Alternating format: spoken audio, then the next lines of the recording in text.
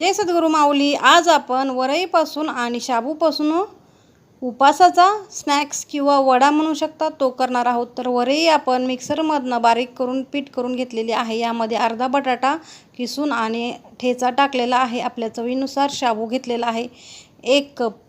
आणि हे सगळं मिश्रण आपल्याला मीठ टाकून चवीनुसार मीठ टाकून एकजीव करून घ्यायचं आहे.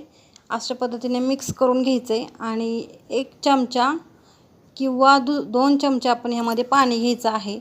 तर अशा पद्धतीने 2 चमचे पाणी घेतलेलं आहे. हे मिश्रण पूर्ण मिक्स केलेलं आहे.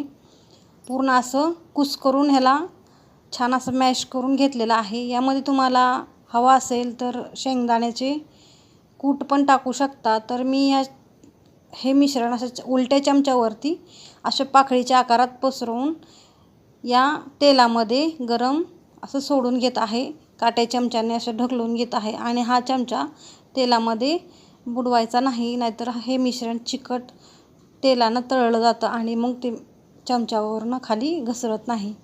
तर अशा पद्धतीने मी हे वडे केलेले आहेत.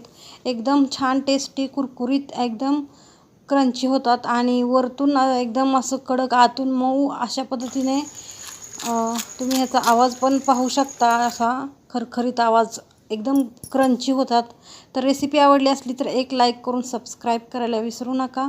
एकदम टेस्टी आणि उपासासाठी नवीन पद्धतीने हा वडा आपण बनवलेला आहे. पाहू शकता तुम्ही आतून इतका मऊ आणि वरतून इतका क्रंची झालेला आहे. थँक्यू.